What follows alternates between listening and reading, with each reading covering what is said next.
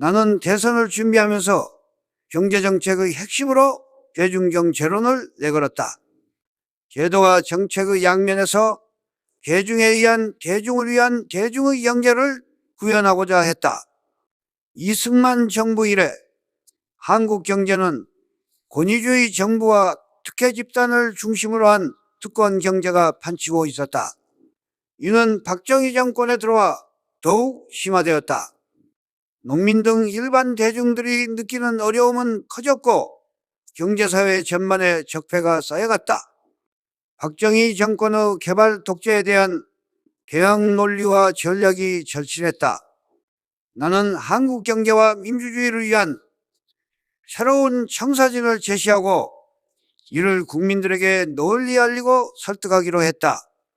나의 대중경제론은 해방 이후 한국 경제를 관찰하고 경험하면서 태동했다. 제7대 대통령 선거 이전부터 여러 매체를 통해 이를 주장했는데 1969년 신동아에 기고한 대중경제론을 주장하다의 핵심 내용이 들어있다. 나는 이 글에서 대중경제의 개념을 사회의 실질적인 생산력인 근로대중의 지혜와 능력을 최대한으로 발휘케 하는 동시에 그들의 복지를 제도적으로 보장하는 경제 시스템을 형성하는 것으로 규정하였다. 또한 대중경제를 펼치기 위해서 민주주의 체제의 완성을 전제로 했다. 대중의 의사가 필수 불가피한 조건이라고 역설했다. 나는 이때부터 국가 경제를 더욱 공정하고 투명하게 운영하고 기업의 책임성을 강화하기 위한 공정운영위원회 설치와 운영을 제안했다. 이 기구를 통해 정부가 전 산업을 대상으로 하는 공정거래와 소비자 보호, 근로대중을 위한 적절한 소득의 재분배 조치를 강구할 수 있을 것으로 생각했던 것이다. 아울러 당시로는 생소한 개념이었지만 산업민주주의 실현을 위하여 거대한 독점적 관영기업의 민영화와 종업원 지주의 실시를 주장하기도 했다. 이러한 나의 구상들은 1971년 출간된 김대중 씨의 대중경제백문 백답이라는 책으로 정리했다. 이 책은 당시에 내가 경제자문을 받아온 김병태, 정윤영, 박현채, 최호진 교수 등 학자와 전문가들, 그리고 방대엽, 김경광 등 비서들과의 토론을 거쳐 유권자를 위한 문답식 선거자료로 만들어졌다. 대중경제론의 해설서라 볼 수 있었다. 이 책을 만드는데 정보기관의 방해 책동은 실로 상상 이상이었다. 정보기관의 감시를 피해 여관을 전전해야 했고 점조직으로 연락을 취해 만나야 했다. 인쇄소를 구하기도 쉽지 않았다. 몇 사람은 정보기관에 끌려가 고초를 겪기도 했다.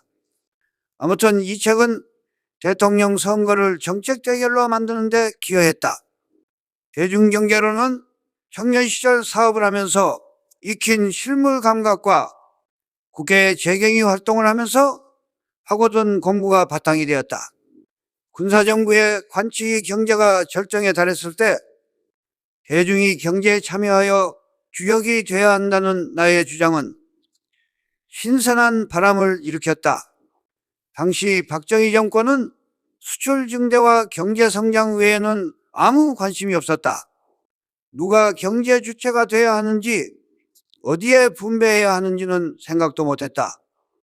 박 정권은 소수 특권층에 천문학적인 특혜를 주었다. 박 정권의 경제정책은 정부가 가격 결정, 여신 분배, 노사관계를 포함한 시장기능 전반을 간섭하며 오로지 성장에만 매달렸다. 정부의 간섭은 한국 경제를 극심한 불균형 상태로 몰아갔다. 공업과 농업, 대기업과 중소기업, 도시와 농촌의 불균형은 갈수록 심화되었다. 한마디로 농민과 노동자의 희생 위에 대기업들의 특혜를 보장하는 것이 박정희 정부 경제의 본질이었다. 특혜와 특권 경제화에서 근로대중은 저고가와 저임금에 시달려야 했고 중산층의 형성은 기대하기 힘들었다.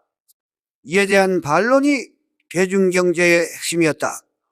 대중경제 노선은 경제 성장과 소득의 공정분배, 그리고 물가 안정이란 세 가지 과제의 합리적 조정을 통해 경제 민주화를 이루려는 구상이다. 특정인 또는 특정 단체만을 위한 독재 경제 정책은 결국 부작용이 누적되어 경제 난국은 피할 수 없다. 그러므로 모든 대중이 참여하여 상호 배타적 세 가지 분야를 적절하게 조정해야 한다. 대중이 참여하는 경제란 결국 경제민주주의를 실현합니다.